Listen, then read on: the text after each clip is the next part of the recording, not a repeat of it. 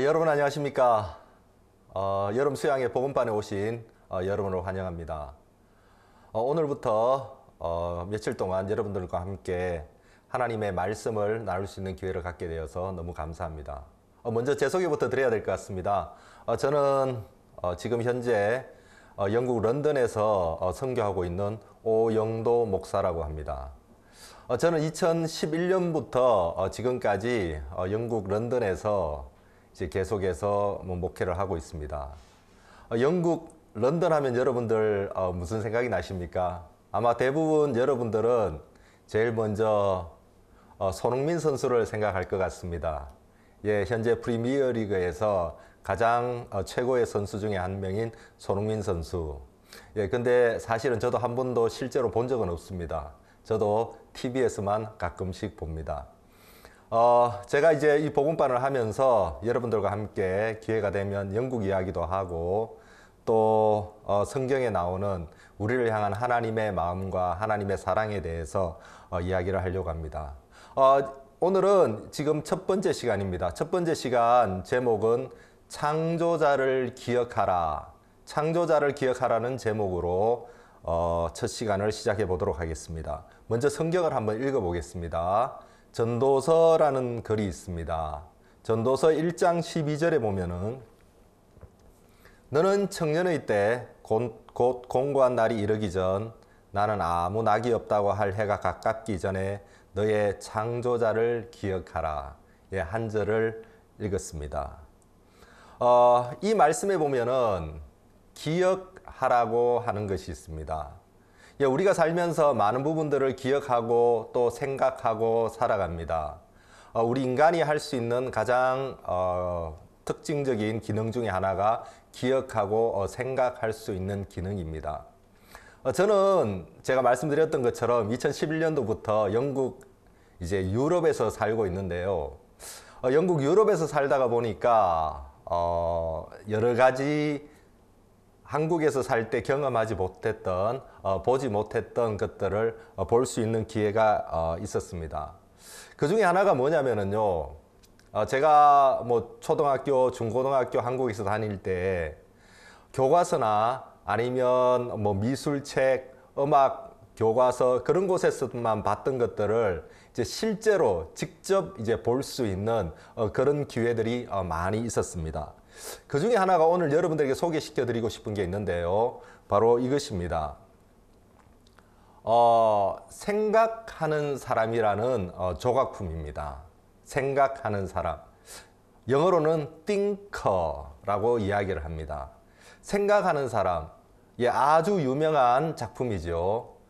프랑스 조각가인 로댕이라는 사람이 이제 조각한 글인데요. 자, 이 사람이 뭔가를 지금 골똘하게 생각을 하고 있습니다. 예, 저도 이제 중학교 때 미술 교과서에서 이제 이 사진을 봤는데요. 우리 친구들끼리 그런 얘기를 많이 했습니다. 이 사람이 뭘 생각하고 있을까? 뭘 생각하고 있을까?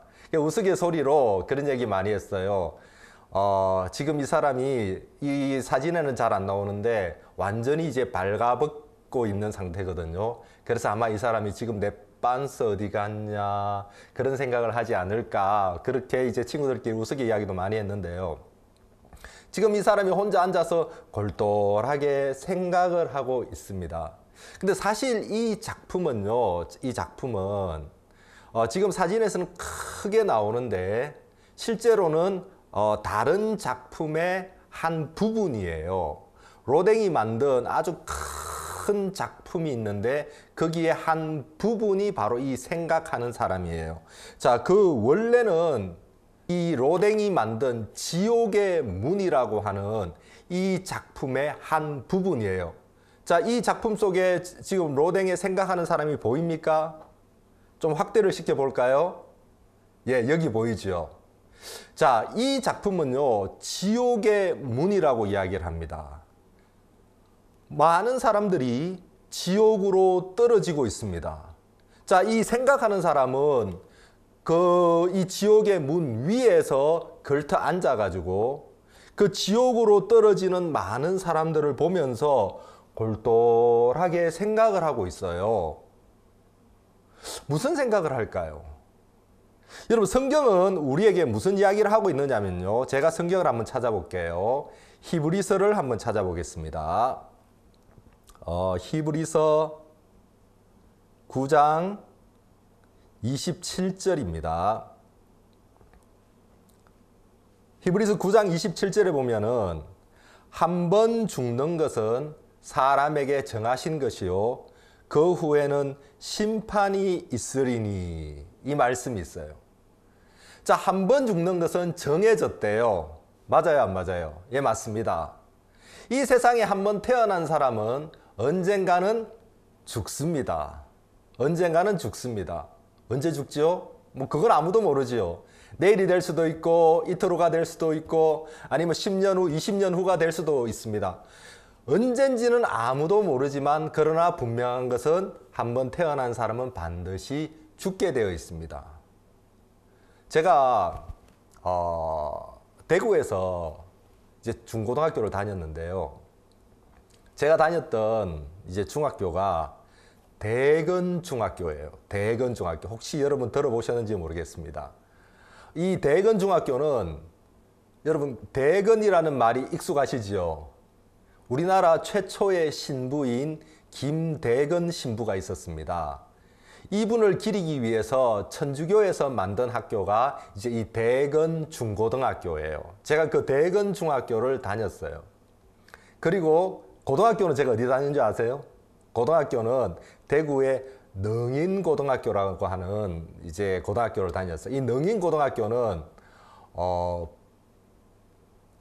한국의 불교 조계종에서 세운 학교예요.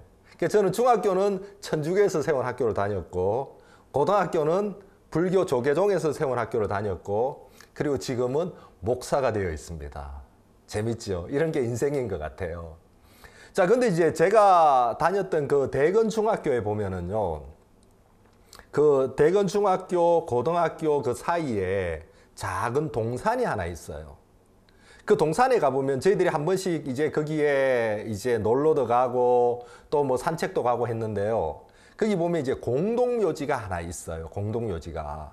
근데 이제 이 공동묘지에 이제 묻혀 있는 분들은 대부분 누구냐면은 이제 구한말 시절, 그 약 100여 년 전에 이 기독교 신앙, 특히 천주교 신앙을 우리나라에 가지고 들어왔던 외국 선교사들 있죠. 외국 선교사들.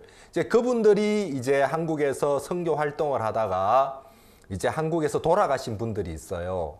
이제 그분들을 이제 모셔놓은 그 공동 묘지가 있어요. 그래서 저희들이 이제 학교 개교 기념일이 되면은 거기 가서 이제 미사도 드리고 또 거기가 이제 잔디가 잘 돼 있으니까 친구들끼리 가서 뭐 놀기도 하고 산책도 하고 이제 그런 곳인데요. 어느 날 제가 이제 그곳에서 이렇게 놀다가 한 무덤 앞에 섰어요. 이름은 기억이 안 나는데 어느 외국 선교사님의 무덤이었어요. 그 무덤 앞에 돌비석이 하나 있어요. 뭐 대부분 있잖아요. 대부분 이제 돌비석에 보면은 뭐 몇 년, 몇 월 며칠 출생, 몇 년, 몇 월 며칠 사망, 그리고 뭐 설아의 아내는 누구, 뭐 자식은 누구, 몇 명, 이름 누구, 뭐 보통 그런 게 기록이 되어 있잖아요. 근데 그 비석에는 아주 특이한 문구가 하나 적혀 있었어요. 아주 인상적이었어요. 그게 뭐냐면요. 오늘은 나의 날이고 내일은 너의 날이다. 다시 한번 해볼게요. 여러분 잘 들으세요. 오늘은 나의 날이고 내일은 너의 날이다. 그렇게 그 이제 비석에 글이 기록이 되어 있는 거예요. 그래서 제가 이제 그 무덤 앞에 서가지고 그 글을 읽었어요. 오늘은 나의 날이고 내일은 너의 날이다. 뭐 이해 안 가는 말은 하나도 없어요. 다 아는 단어들이에요. 근데 도저히 이게 무슨 뜻인지를 모르겠는 거예요. 이게 무슨 말이야? 무슨 말이야? 아무리 생각을 해도 이해가 안 가요. 그래 이제 그날 집에 왔어요. 집에 와가지고 이제 저녁에 자려고 누웠는데 누운 상태에서도 이제 그날 낮에 봤던 그 비석 글귀가 생각이 나는 거예요. 오늘은 나의 날이고 내일은 너의 날이다. 이게 뭔 말이지? 이게 그냥 농담은 아닐 건데 뭐 비석에다가 무슨 아재 개그, 무슨 시리즈 이런 농담을 기록해 놓지는 않잖아요. 뭔가 의미가 있는 글일 건데 이게 무슨 말이지? 한참 생각을 했어요. 그러다가 어느 순간 아이고야 이게 그 말이구나. 이게 그 말이구나. 뭔가 깨달음이 딱 온 거예요. 여러분은 무슨 말인지 아시겠어요? 괜찮습니다. 제가 설명을 해드릴게요. 자, 보세요. 제가 그 비석 앞에 서 있어요. 제 앞에는 뭐가 있죠? 비석이 있어요. 그 비석 뒤에는 뭐가 있죠? 예, 거기 죽어 누워있는 분이 계세요. 그분이 이 비석 앞에 서 있는 나에게 지금 이야기를 하고 있는 거예요. 그 비석을 통해서 말입니다. 그 무덤 안에 누워있는 분이 이 무덤 앞에 서 있는 나에게 지금 이야기를 하고 계세요. 무슨 이야기를 합니까? 오늘은 나의 날이고 내일은 너의 날이다. 오늘은 내가 죽어가지고 지금 여기 누워 있다는 거예요. 근데 내일은 네가 네 차례란 말이에요. 오늘은 너는 그 앞에 서 있어. 오늘은 너 숨 쉬고 있고 밥 먹고 있고 걸어 다니고 일하고 있어. 그러나 내일이 되면은 너도 나처럼 여기 누울 거야. 그 말인 거예요. 그러니까 인생을 자랑하지 말라는 거예요. 야, 정말 그렇더라고요. 오늘은 나의 날이고 내일은 너의 날이다. 자, 여러분 생각을 해봅시다. 우리가 한번 태어난 인생 살다가 언젠가 한 번은 죽습니다. 보통 70년, 80년, 요즘은 이제 의학이 발달하고 환경이 좋아져 가지고 조금 더 오래 삽니다. 80년, 90년, 예, 좀 더 오래 삽니다. 그러나 언젠가는 죽습니다.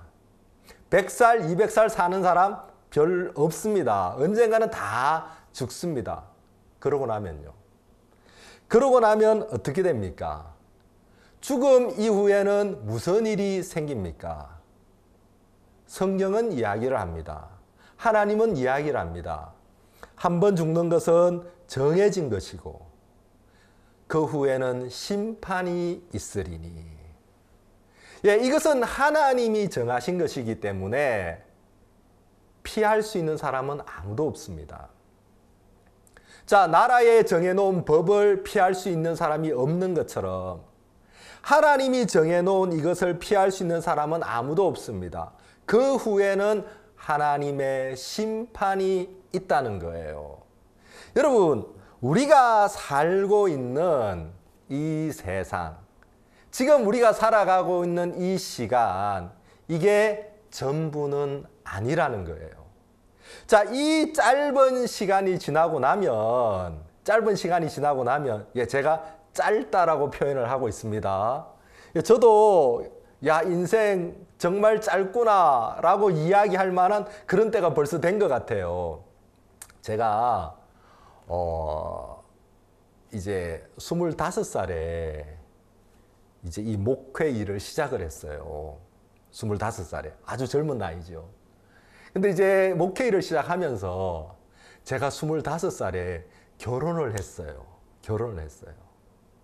그리고 제가 26살에 이제 첫 아들을 낳았어요. 아주 멋진 아들을 낳았어요. 그때 저는 25살, 26살, 제가 다 컸다고 생각했거든요. 죄송합니다. 근데 지금 돌이켜보면 완전 애기예요. 아무것도 몰라요. 시간이 지났어요. 저는 며칠 안 된 것 같은데 어느 데 보니까 내 아들이 그때 내 나이를 지금 넘어선 거예요. 제가 15살 때 제 아버님이 돌아가셨어요. 이제 병에 걸려가지고 돌아가셨는데 여러분 혹시 들어보셨는지 모르겠습니다. 그 에디슨이라고 하는 병이 있어요. 그 병에 걸려가지고 제 아버님 돌아가셨어요. 그때 제 아버지 돌아가실 때 제 아버지 연세가 45이었어요. 저는 그때 어떻게 생각했냐면은, 물론 아버님이 돌아가셨으니까 마음 아프고 슬프고 막 그렇죠. 근데 또 한편 마음에 우리 아버지 나이 먹을 만큼 잡술 만큼 잡쌌다, 이제 그런 생각이 있었어요. 근데 지금 생각해 보니까 45? 너무 젊은 거예요. 너무 젊은 거예요. 여러분, 인생 정말 금방 가요. 그죠? 금방 가요. 몇 밤 자고 일어난 것 같은데 어느새 30, 40, 50, 머리는 휘어져 있고 이렇게 변해져 버렸어요. 성경은 이야기합니다. 이게 인생이고, 중요한 것은 이 짧은 인생 이후에 무엇이 있느냐? 하나님의 심판이 있다라는 거예요.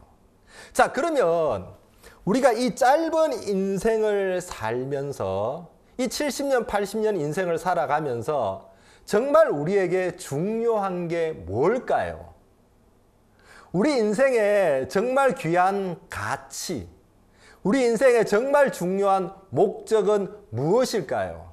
자, 사람들에게 물어봅니다. 당신은 뭘 위해 삽니까? 당신의 인생은 어디로 가고 있습니까? 인생의 목적은 무엇입니까? 자, 이런 질문을 드려봅니다. 많은 사람들이 대답합니다.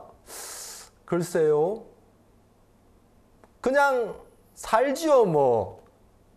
태어났으니까. 그렇다고 뭐 죽을 수는 없잖아요. 그죠? 그냥 태어났으니까 하루하루 뭐 죽는 그날까지, 언제 죽을지야 모르겠지만은 그날까지 그냥 사는 거죠. 예, 그렇게 생각하면서 많은 사람들이 대답을 합니다. 또 어떤 사람들은 이야기를 합니다. 왜 사십니까? 인생의 목적이 뭡니까? 아이고요, 저는 뭐 특별히 바라는 거 없어요.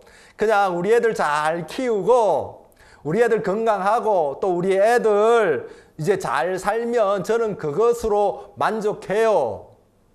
뭐 그렇게 이야기하시는 분들도 있어요.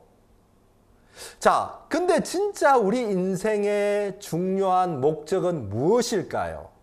예, 사람마다 이야기가 다 달라요. 어떤 사람은 이렇게 이야기하고 어떤 사람은 저렇게 이야기를 해요.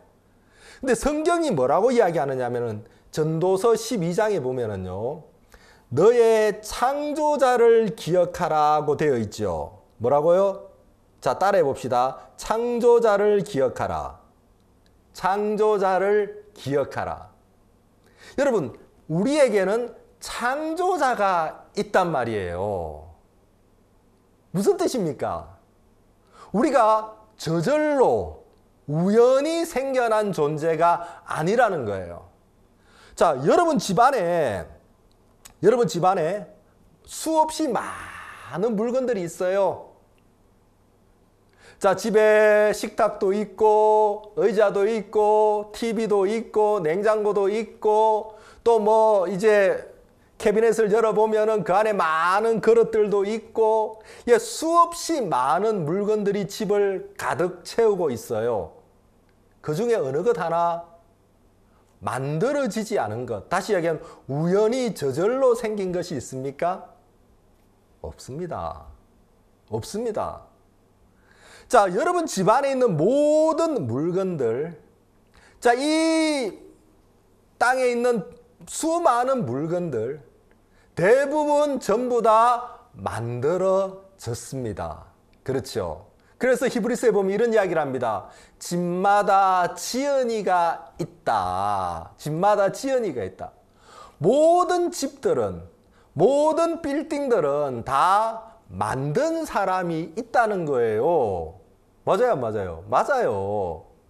자, 집이 크든 적든, 이쁘든 작든, 이쁘든 못났든, 자, 모든 집들은 만든 이가 있다는 거. 심지어 계집도요. 계집도. 만든 사람이 없이는 존재할 수가 없는 거예요. 자, 그런 것처럼 나라는 인생도, 나라는 사람도 누군가에 의해서 만들어졌다는 거예요. 누군가에 의해서 존재한다는 거예요. 창조자가 있다는 거예요. 여러분, 창조를 잠깐 한번 이야기를 해봅시다. 창조를. 이제 영어 우스갯소리에 이런 이야기가 있어요. 영국에 7살짜리 에밀리라고 하는 꼬마 여자아이가 있었어요. 어느 날 이 에밀리가 너무 궁금한 거예요. 우리 사람이 어떻게 시작을 했지? 이 사람은 어디에서 왔지? 너무 궁금한 거예요. 에밀리가 아빠한테 갔어요. 아빠. 우리 사람은 어디서 왔어요? 어떻게 만들어졌어요? 에밀리가 아빠한테 질문을 했어요. 아빠가 이야기를 해요. 에밀리야. 야, 너도 이제 많이 컸구나. 이제 이런 질문을 할 나이가 되었구나. 아빠가 이야기를 해줄게. 에밀리야. 예, 아빠. 우리는 어디서 온 거예요? 아주 오랜 옛날에 수십만 년, 수백만 년 전에 원숭이가 있었어. 원숭이가. 네, 근데요. 원숭이가 4발로 뛰어다녔어. 근데 어느 날 이 원숭이가 우연한 기회에 뻘떡 일어났어. 그래요? 그러더니 원숭이가 2발로 다니기를 시작을 했어. 그리고 앞에 있는 2발은 손으로 사용을 했어. 그렇게 점점 시간이 흐르다가 보니까 어느 날 원숭이가 오스트랄로피테쿠스, 호모 에렉투스, 네안데르탈인, 어려운 이야기 하죠. 그리고 시간이 조금 더 지나서 지금 우리 현생 인류인 호모 사피엔스 이렇게 된 거야. 그래서 우리는 그 원숭이로부터 이렇게 온 거야. 아빠가 지금 뭔 이야기 하고 있어요? 예, 흔히 이야기하는 진화론을 이야기해요. 그러니까 에밀리가 알겠어요. 자, 그리고 이제 에밀리가 엄마한테 간 거예요. 엄마. 에밀리 왜? 궁금한 게 있어요. 뭐가 궁금할까? 우리 에밀리. 우리 인간은 어디에서 왔어요?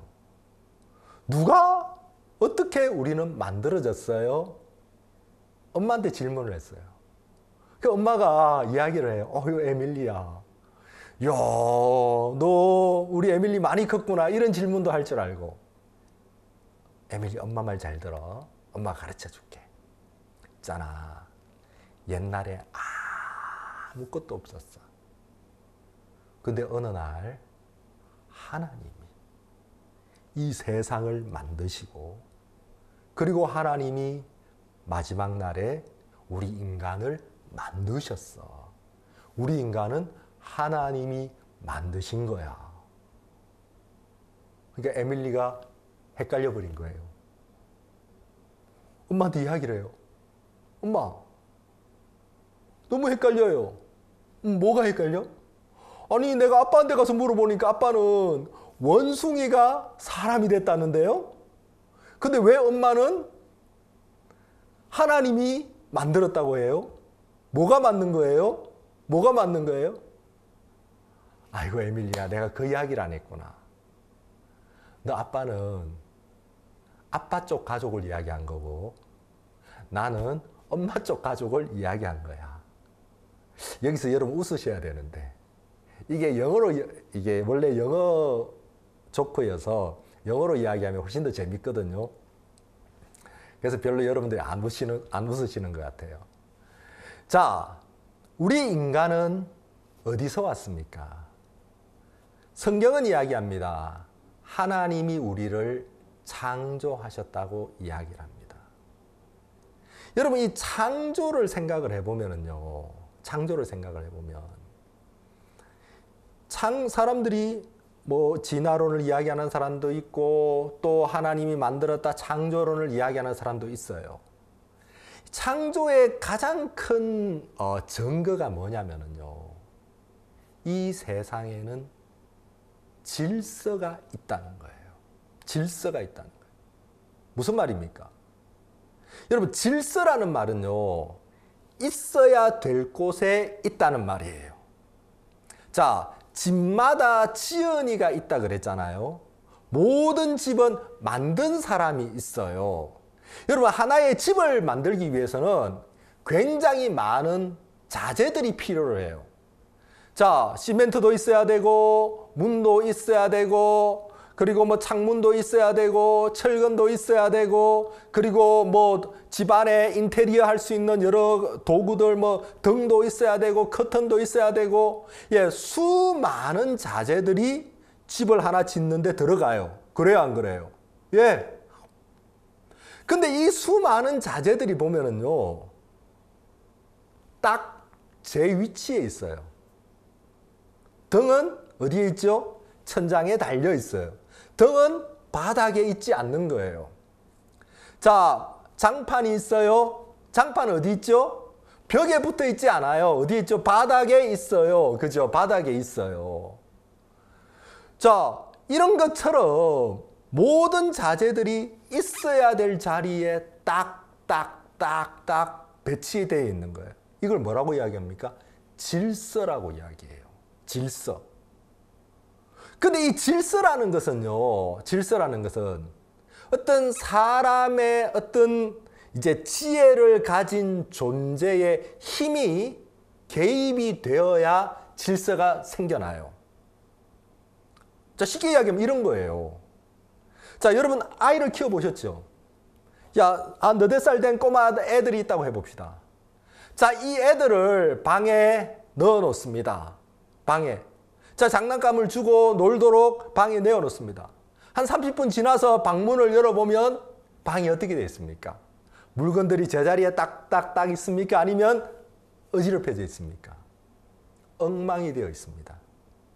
모든 물건들이 다 흩어져 있습니다. 그렇죠? 질서가 없습니다. 왜 질서가 없죠? 아이들은 지혜가 없어요. 아직 질서를, 모든 물건들을 제자리에 갖다 놓을 만한 지혜도 힘도 없어요. 그래서 방은 어떻게 됩니까? 엉망이 돼버리는 거예요. 자, 그러니까 질서라는 것은요, 질서라는 것은 지혜를 가진 어떤 존재의 힘이 개입이 되어야 나타나는 현상이에요. 절대로 저절로 생겨나는 건 아니에요. 자, 다시 이야기하면은, 자, 집을 짓는다고 해봅시다.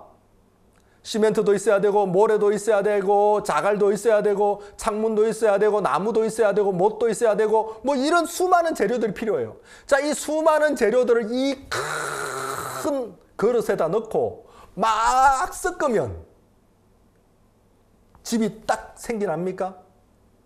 집이 생겨날 확률이 있습니까? 집이 만들어질 확률이 있습니까? 다르게 설명을 해볼까요? 자동차 한 대가 있습니다. 자동차 한 대를 만들기 위해서 여러 부품이 몇 개 들어가야 되는지 아세요? 약 5만 개의 부품이 들어갑니다. 자동차 한 대를 만들기 위해서.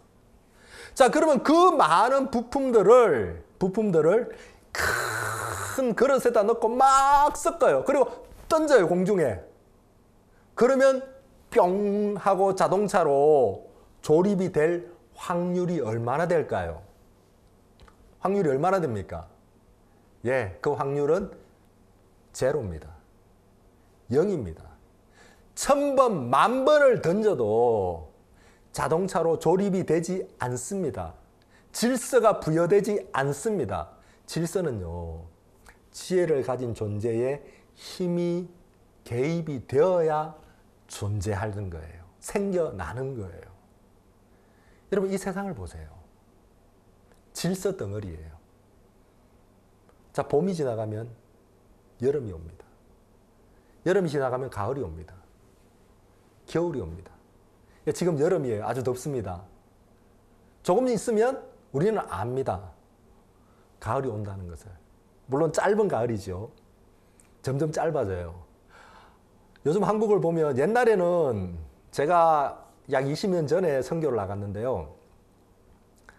제가 학교에서 배울 때는 이렇게 배웠어요. 우리 대한민국은 사계절이 뚜렷한 나라. 저 이렇게 배웠거든요. 봄, 여름, 가을, 겨울. 석 달 해가지고 이 사계절이 뚜렷한 나라. 이렇게 배웠는데 요즘은 뭐가 많이 변했어요. 사계절이 있기는 있는데 긴 여름, 긴 겨울, 그리고 짧은 봄, 짧은 가을 이렇게 변한 것 같아요. 점점 그 동남아 날씨 비슷하게 변해가는 것 같아요. 여름도 얼마나 더운지 요즘 뭐 에어컨 없으면 이렇게 버텨내기가 쉽지 않잖아요. 자, 이렇게 변해요. 봄이 지나면 여름이 오고 가을이 오고 겨울이 오고. 자, 우리는 지금 덥지만 조금 있으면 가을이 온다는 걸 압니다. 그리고 조금 더 있으면 겨울이 온다는 걸 우리는 100% 확신합니다. 어떻게 확신합니까? 어떻게 알 수 있습니까? 질서예요. 수천 년, 수만 년 동안 한 번도 바뀌지 않은 질서예요. 자, 질서 이야기 나왔어요. 한 번만 더 이야기해 볼까요? 하나만 더 이야기해 볼까요? 여러분, 지구가 태양의 주위를 돌아요. 아시죠? 공전을 하고 있습니다. 자, 지구가 태양의 주위를 도는 것처럼 이 지구의 주위를 도는 별이 하나 있어요. 뭐죠? 예, 맞습니다. 달입니다. 자, 달이 지구와의 일정한 거리를, 일정한 간격을 띄우고 지구의 주위를 돌고 있습니다. 여러분, 이 지구하고 달하고 또 이 지구하고 태양하고 거리를 생각을 해보면요. 이게 기가 막히는 거예요. 기가 막히는 거예요. 자, 만약 지금 지구가 태양하고 이제 어느 정도 거리가 떨어져 있잖아요. 여기보다 조금만 더 가까이 붙어 있으면 여러분 어떤 일이 일어나는지 아세요? 지구는 불바다가 돼요. 너무 뜨거워서 못 살아요, 여기는. 진짜예요. 조금만 더 태양에 가깝게 붙어 있으면 이 지구는 너무너무 더워요. 사람이 살 수 있는 환경이 안 돼요. 근데 만약 지금보다 조금만 더 멀리 떨어지면 어떤 일이 날까요? 멀리 떨어지면 지구는 얼음덩어리가 돼요. 추워요. 다 얼어버려요. 사람이 살 수 있는 공간이 안 돼요. 지구는 태양에게 너무 가깝지도 않고 너무 멀지도 않은 딱 그 위치, 그 정확한 위치, 거기에 딱 있는 거예요, 지구가. 와우. 여러분, 이게 어떻게 가능하죠? 살다 보니까 그렇게 된 거지, 우연히 그렇게 된 거지. 제가 하나 이야기 더 해볼까요? 자, 지구의 주위를 달이 돌고 있어요. 일정한 간격을 두고요. 근데 이 달이 지금 위치보다 지구에 조금만 더 가까워지면 어떤 일이 일어나는지 아세요? 지구에 사람이 못 살아요. 왜요? 왜요? 달이 지금보다 지구에 조금 더 가깝게 오면요. 이 달의 인력이 너무 강해져가지고 지구상에 있는 바다가 요동을 쳐요. 이제 5대양 그러잖아요. 5대양, 6대주, 5개 큰 바다들. 이 바다들에서 쓰나미가 바로 일어나요. 바다가 육지를 다 덮어버려요.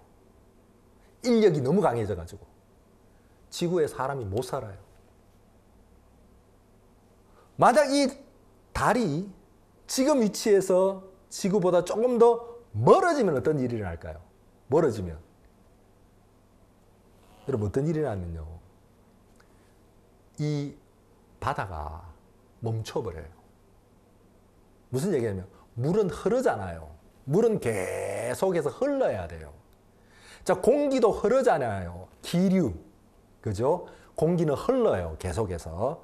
공기의 흐름을 바람이라고 이야기해요. 자, 공기가 흐르는 것처럼 바다도 물도 흘러야 돼요. 만약 물이 흐르지 않으면 어떤 일이 일어나죠? 예, 맞습니다. 물이 흐르지 않으면요, 물은 썩어버려요. 바다가 흐르지 않고 딱 그냥 고여버리면, 갇혀져 있으면 바다는 썩어버려요.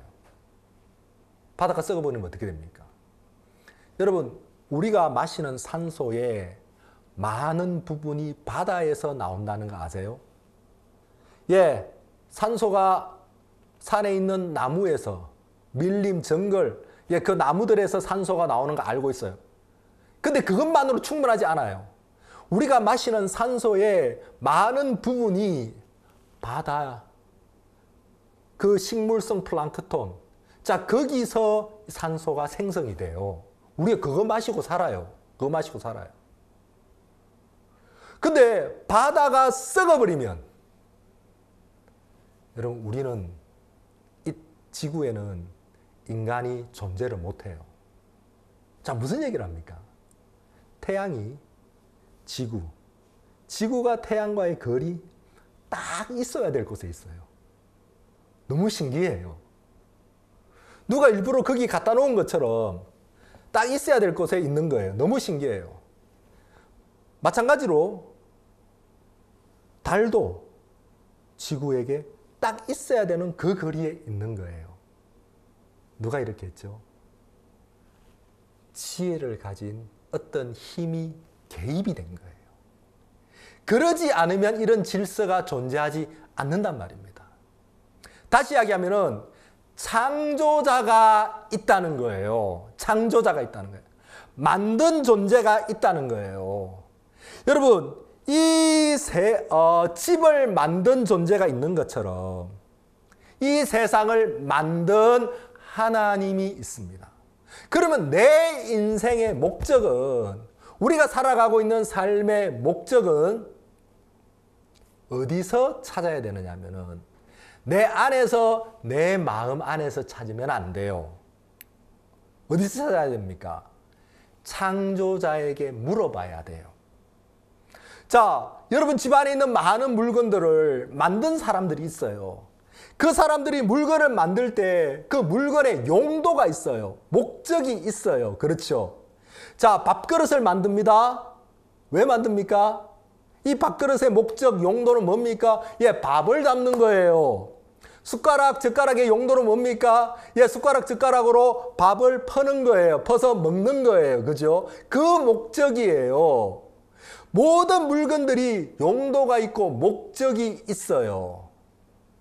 어디에서 그 용도와 목적은 어디에서 출발합니까? 만든 사람의 생각, 마음 안에서 출발을 해요. 자, 그러면 내 인생의 목적, 내 인생의 용도는 어디에 있습니까? 그거는 내 안에 있는 게 아니에요. 내 마음 안에서 찾아야 되는 게 아니고 나를 만드신 하나님, 그 창조자에게 가서 찾아야 되는 거예요. 창조자에게. 자, 전도서 12장을 다시 한번 봅시다. 1절, 너는 청년의 때에 곤고한 날이 이르기 전 나는 아무 낙이 없다고 한 해가 가깝기 전에 너의 창조자를 기억해라. 자, 창조자를 기억하라고 이야기해요. 너에게는 창조자가 있다. 그 창조자의 마음 안에 너를 만든 뜻과 목적이 있다. 근데 그걸 언제 기억하라는 겁니까? 자, 언제 기억하라고 했죠? 청년의 때에, 공고한 날이 이르기 전에, 나는 아무 낙이 없다고 할 그때가 이르기 전에 기억해라. 자, 이게 무슨 말이죠? 자, 우리에게 이런 때가 온다는 거예요. 이런 때가, 공고하다. 낙이 없다. 자, 요런 때가 온다는 거죠. 그때가 언제냐면요. 자, 전도서 12장 3절에 보면은요. 그런 날이 언제냐면은 나는 아무 낙이 없다. 아이고, 인생 참 공고하다. 이제 그때를 말하는 거예요. 그런 날에는 집을 지키는 자들이 떨 것이며 힘 있는 자들이 구부러질 것이며 맷돌질 하는 자들이 적음으로 그칠 것이며 창들로 내어다 보는 자가 어두워질 것이며. 여기 무슨 말입니까, 이게? 무슨 말이에요? 자, 그런 날에는 이게 바로 우리 인간의 몸을 이야기하는 거예요. 몸을. 집을 지키는 자들이 뜬대요. 뭘 이야기하는 거냐면요. 우리 손발을 이야기해요. 손발을. 손이 떨어요. 이렇게. 나이가 들면, 나이가 많아지고 늙으면 이게 안 그러고 싶은데 손발이 마음대로 안 돼요. 이게 떨어요. 그 다음에 힘 있는 자들이 구부러질 것이고, 이거는 허리를 이야기해요. 여러분, 우리 인간의 힘은요, 허리에서 나와요. 그거 아시죠? 자, 축구 선수들이 공을 차면은, 뻥 차면 공이 세게 날아가잖아요. 그 세게 날아가는 그 힘이 어디서 나오는지 아세요? 발에서 나오는 게 아니에요. 허리에서 나오는 거예요. 그러니까 운동선수들은 이 허리를 사용할 줄 알아요. 허리의 힘을. 근데 일반인들은 공을 차면 이 공이 세게 안 나가잖아요. 왜냐하면 허리 힘을 사용할 줄 모르고 그냥 발로만 차니까 그래요. 그러니까 야구 선수들도 배트를 들고 공을 딱 치면은요, 이게 엄청 세게 나가잖아요. 이게 무슨 힘으로 하냐면 허리 힘으로 해요. 근데 일반인들은 그냥 팔 힘으로만 배트를 휘두르니까 이게 공이 맞아도 빠르게 강하게 멀리 안 가요. 멀리 안 가요. 자, 힘 있는 자들이 구부러진다. 허리가 구부러진다는 거예요. 이렇게. 여러분 이해 가세요? 나이가 들면은 안 그러고 싶은데 나도 모르게 이 허리가 이렇게 구부러져요. 그 다음에 뭐라고 되어 있습니까? 맷돌질 하는 자들이 적음으로 그칠 것이며, 맷돌, 이빨을 이야기해요. 이빨. 그러니까 이게 맷돌질 하는 자들이 적어진다는 거예요. 그러니까 이가 약해지고 이가 하나씩 빠져간다는 거예요. 요즘은 기술이 좋아가지고 뭐 임플란트도 하고 뭐 이렇게 해요. 그리고 이제 치아도 관리를 하고 하는데 옛날에는 뭐 그런 거 없어요. 그죠? 옛날엔 그런 거 없어요. 그러니까 나이가 먹으면 이가 약해지고 병들고 하나씩 빠져가는 거예요. 자, 그 다음에 창들로 내어다보는 자가 어두워질 것이고, 뭘 이야기하는 겁니까? 이제는 아시겠죠? 눈을 이야기하는 거예요. 우리 눈을 이야기하는 거예요. 우리 창들로 내어다보는 자가 이 눈이 어두워지는 거예요. 잘 안 보여요. 저도요, 죄송합니다. 눈 되게 좋았거든요. 눈이. 예, 1.5. 제가 나이 40, 50, 거의 50 될 때까지 1.5였어요. 근데 50이 딱 넘어가는데 어느 날 보니까 책을 읽는데 책이 가물가물해요. 이거 왜 이러지? 왜 이러지? 그래 물어보니까 일명 노안이라고 이야기를 해요. 나이가 먹었대요. 아이고야, 얼마나 슬퍼지는지. 어떻게 해야 돼요? 물어보니까 딴 거 없대요. 다른 방법이 없대요. 돋보기 사래요. 돋보기 사가지고 이제 끼래요. 그래서 이제 저도 뭐 평상시에는 잘 안 끼는데 책 읽고 뭐 글 쓰고 이제 그럴 때는 이제 돋보기를 껴요. 서글퍼져요. 아이고, 내가 돋보기를 써야 될 때가 됐구나.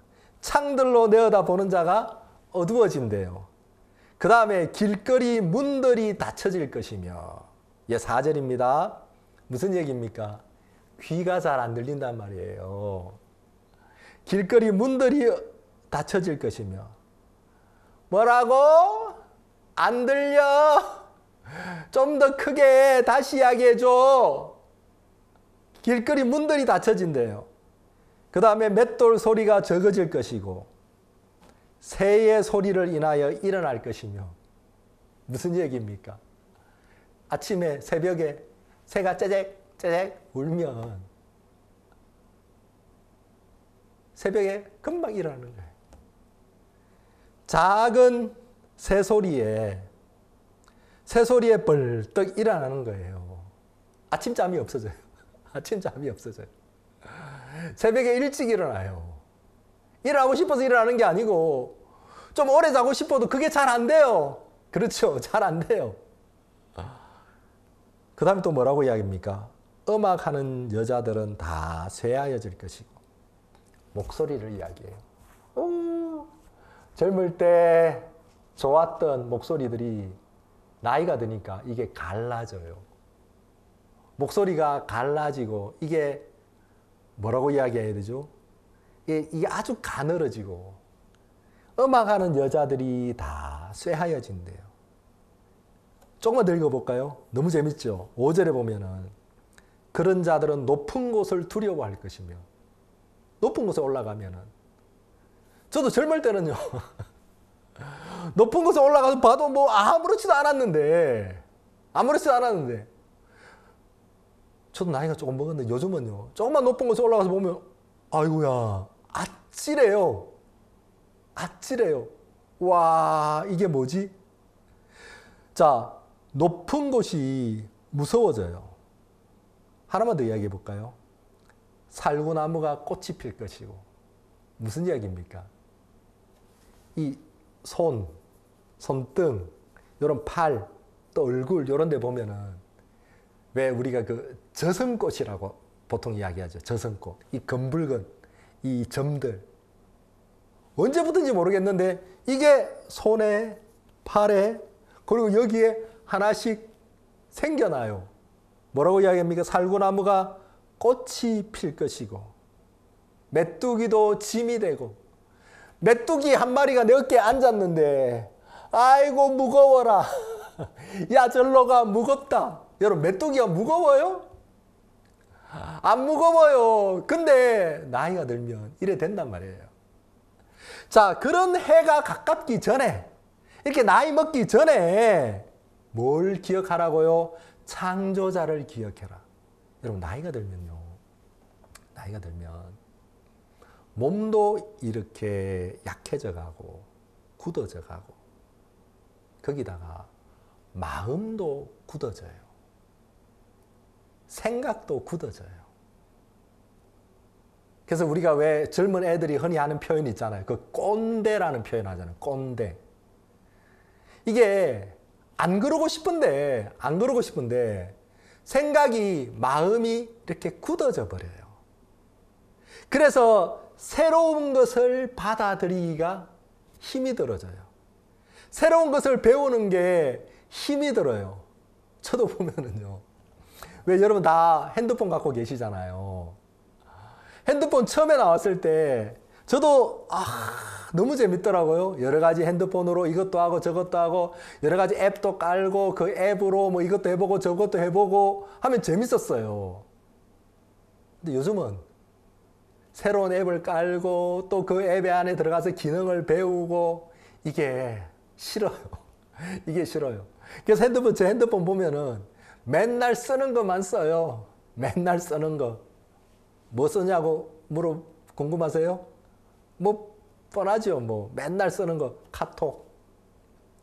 그 다음에 성경 앱 있어요. 성경 앱 있고 그 다음에 노트 앱이 있어요. 노트 앱.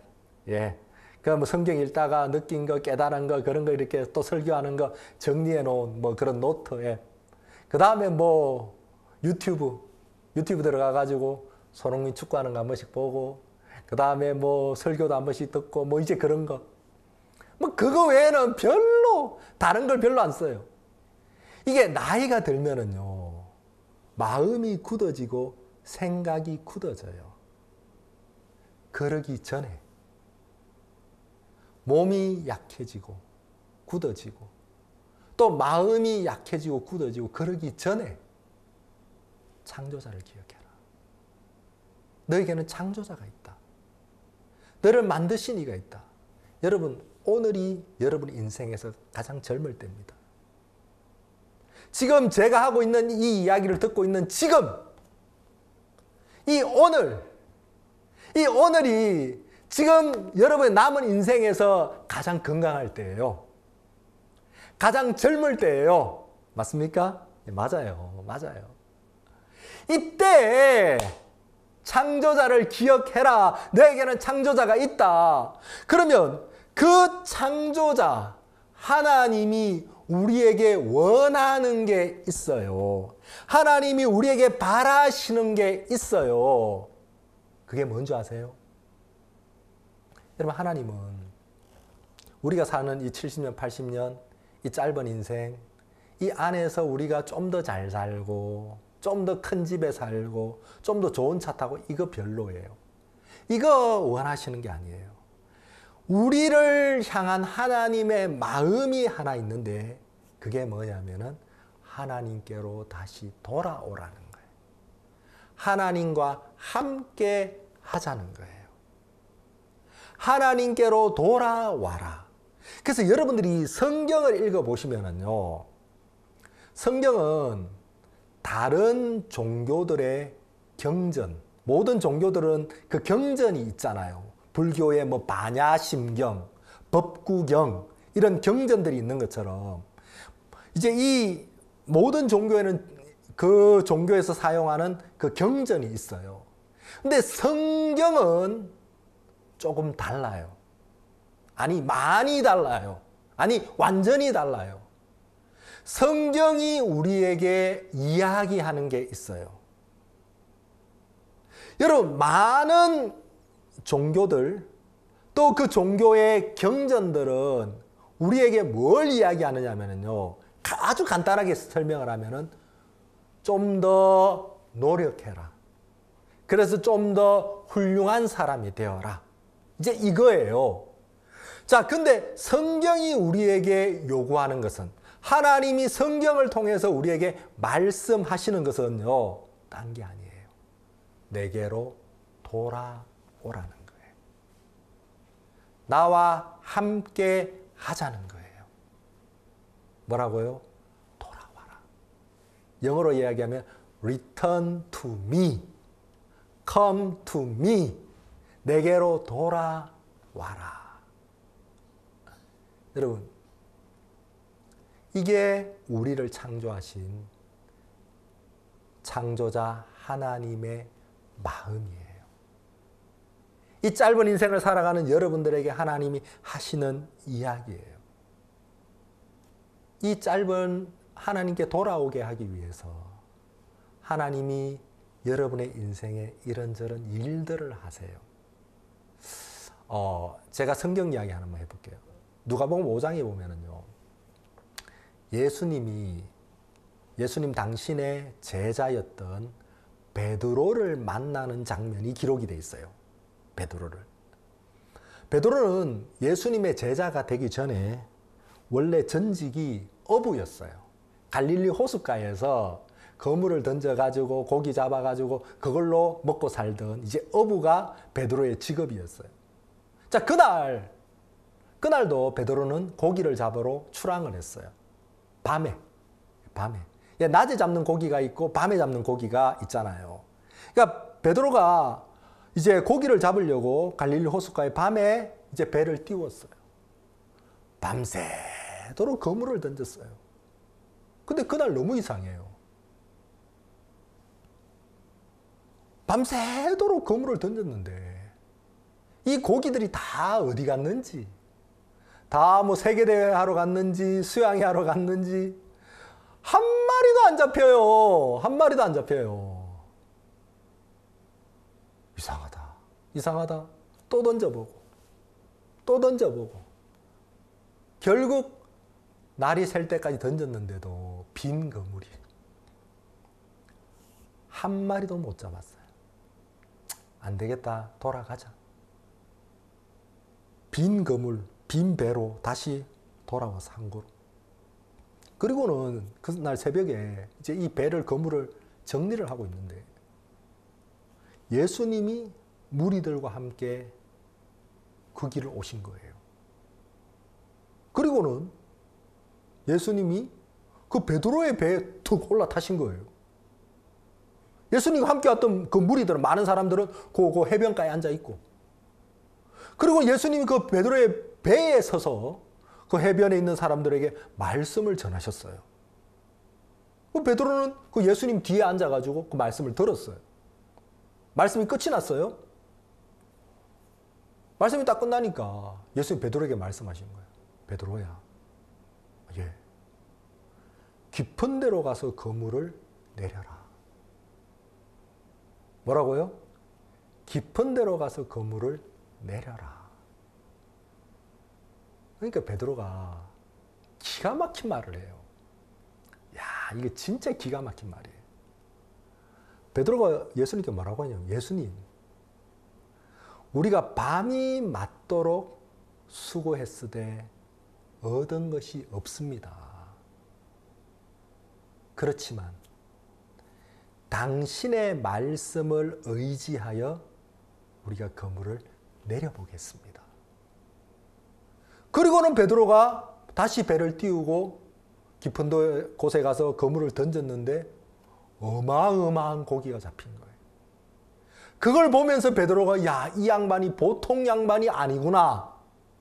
그리고는 예수님을 따라가기 시작했어요. 예수님의 제자가 됐어요. 자, 그 이야기가 누가복음 5장에 보면 나와요. 여러분, 베드로가 예수님이 베드로에게 깊은 데에 가서 그물을 던지라고 했을 때에 베드로가 했던 말 기가 막힌 말이라 그랬잖아요. 밤이 맞도록 수고하였으되 얻은 것이 없지만은 당신의 말씀을 의지하여 그물을 내리겠습니다. 여러분, 왜 그게 기가 막힌 말인지 아세요? 기가 막힌 말인지 들어보세요. 모든 사람들은 자기 전공 분야가 있어요. 잘하는 게 있단 말입니다. 자, 뭐 저는 이제 이렇게 설교를 하는 사람이에요. 잘합니까? 고맙습니다. 잘한다고 해주셔서. 자, 저는 설교를 하는 사람. 어떤 사람은 뭐 공사에서 현장에서 미장을 하는 사람. 미장. 어떤 사람은 벽돌을 쌓는 사람. 또 많은 주부들, 아주머니들 집에서 요리를 해요. 제 아내는요, 요리를 참 잘해요. 참 잘해요. 런던에 가면은 한국 식당들이 많아요. 한국 식당들이. 특히 코로나 지나면서 이 한국 위상이 아주 높아졌어요. 이 코로나 전까지는 저도 잘 못 느꼈는데 이 코로나 기간을 지나오면서 이 한국의 위상이 팍 올라갔어요. 이제 그때 여러분 기억나십니까? 코로나 기간에 오징어 게임. 완전 전 세계적으로 히트쳤잖아요. 영국에도 안 본 사람이 없어요. 넷플릭스 오징어 게임 다 봤어요. 그 다음에 뭐 BTS 그러면서 한국의 위상이 확 올라갔어요. 그래가지고 이게 한국 식당이 얼마나 많이 생겼는지 몰라요. 그래가지고 런던 시내에 가면은 제일 한국 식당 중에 제일 히트친 게 뭐냐면은 식당 이름이 분식이라고 있어요. 분식. 식당 이름이 분식이에요. 거기 뭐 파느냐면은 분식 팔아요. 분식 팔아요. 그러니까 뭐 떡볶이, 그 다음에 오뎅, 그리고 뭐 핫도그, 뭐 라면 이런 거 파는데 갈 때마다 보면은 가게 앞에 줄을 나래비로 서 있어요. 와. 근데 저는 항상 이야기해요. 런던에서 제일 좋은 맛있는 한국 식당은 우리 집이다. 제 아내가 요리를 잘해요. 저는요, 먹는 걸 잘해요. 먹는 걸 잘해. 그렇게 생겼죠. 예. 자, 제 아내는 평생 요리를 했어요. 제 아내가 된장찌개를 끓인다고 해봅시다. 저는 한 번도 끓여본 적이 없어요. 근데 제가 된장찌개를 끓이는 제 아내한테 가가지고, 여보, 된장 그래 끓이면 맛없어. 이렇게 한번 끓여봐. 저렇게 한번 끓여봐. 만약 제가 그렇게 조언을 한다면 제 아내가 자기에게 뭐라 그러겠어요? 아, 예, 그렇게 해볼게요. 당신의 말씀을 의지하여 된장찌개를 끓이겠습니다. 그럴까요? 안 해요. 절대로 그렇게 안 해요. 뭐라 그러겠습니까? 네, 목사님.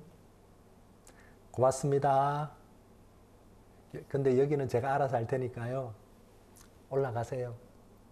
방으로 가셔서 목사님 일 하세요. 제 아내가 그 말 받아들이기 쉽지 않아요. 왜 그러세요? 전공 분야예요. 잘하는 분야예요. 누가 저에게 목사님 설교는 그래 하면 안 돼요. 전도는 그래 하면 안 돼요. 제가 잘 받아들일까요? 아, 예, 고맙습니다. 기도해 주십시오. 그렇게 이야기하지만은 실제 마음에서 받아들이기가 쉽지 않아요. 베드로는 뭐 하는 사람이에요? 어부예요. 고기 그물 던져가지고 고기 잡아서 먹고 사는 그게 자기 직업이에요. 근데 베드로는 난생 처음 보는 사람. 깊은 데로 가서 그물을 던지라고 이야기하니까 뭐라고 이야기합니까? 예. 밤새도록 수고했을 때 아무것도 얻은 것이 없지만 당신의 말씀을 의지해서 다시 한번 해보겠습니다. 그리고 그 말을 받아들이는 거예요. 여러분, 어떻게 그게 가능할까요? 그래서 제가 기가 막히다는 거예요. 어떻게 베드로는 그날 예수님의 말씀을 받아들일 수 있었을까요? 예수님을 만날 수 있었을까요? 마음에서. 그날 베드로는 실패했어요. 베드로의 배는 비워져 있었어요. 마음도 비워져 있었어요. 여러분, 우리를 향한 창조자의 뜻, 창조자의 목적은 우리로 하여금 하나님께 돌아오라는 거예요. 그걸 위해서 하나님은 우리 인생에 어떤 일을 하시냐면은 그날 밤 베드로가 밤새도록 그물을 던졌지만 한 마리도 잡은 것이 없었던 것처럼 우리 인생에도 이런 일들을 주시는 거예요. 뭔가 많이 한 것 같은데, 뭔가 부지런히 한 것 같은데 지내놓고 나니까 아무것도 남는 게 없는 거예요. 빈손인 거예요. 여러분, 이게 인생입니다. 이게 인생입니다. 여러분, 살다가 보면은 그런 생각 한 번씩 하실 때가 있어요. 야, 세상이 왜 이렇게 불합리하냐? 세상이 왜 이렇게 부조리하냐? 야, 저 사람 봐라. 저 못된 사람. 저 나쁜 사람. 저 분명히 못되고 나쁜데 저 사람 저렇게 잘 먹고 잘 살고. 야, 저 사람 보면은 참 착하고 성실하고 진실한데 저 사람 저래 어렵고. 야, 진짜 하나님이 있다면 왜 이런 일이 있냐? 여러분, 혹시 그런 생각 해보셨습니까? 예, 하나님이 있기 때문에, 창조자가 있기 때문에 그런 일들이 일어나는 거예요. 왜요? 이 땅에서 70년, 80년 이 짧은 인생 가운데 좀 더 잘 살고 좀 더 잘 먹고, 그게 우리를 향한 창조자의 목적이 아닌 거예요. 창조자는 우리에게 원하시는 게 있어요. 내게로 돌아와라. 그걸 위해서 우리를 낮추시는 거예요. 우리의 마음을 낮추시는 거예요. 오늘 첫 시간 정리를 해야 될 것 같습니다. 창조자를 기억하라. 여러분을 향한 하나님의 마음이 있습니다. 오늘, 여러분 인생에서 가장 젊을 때, 가장 건강한 오늘, 지금 우리가 창조자를 기억하고 그 창조자에게로 돌아가야 될 때인 것 같습니다. 야, 내가 그렇구나. 창조자에게로, 하나님께로 돌아가야 되겠구나. 그럼 어떻게 돌아가지? 걱정하지 마세요. 그건 제가 차근차근 안내를 해드리겠습니다. 그러나 중요한 것은 여러분의 마음에 내가 이 창조자에게로 돌아가야 되겠다. 이 창조자를, 하나님을 내가 믿어야 되겠다. 이 마음을 가지는 게 중요한 거예요. 그렇다면 여러분과 하나님은, 창조자는 그렇게 멀지 않습니다. 창조자를 기억하라고 하나님은 말씀하십니다. 이상으로 첫 번째 복음반을 마치도록 하겠습니다. 감사합니다. 다음에 뵙겠습니다.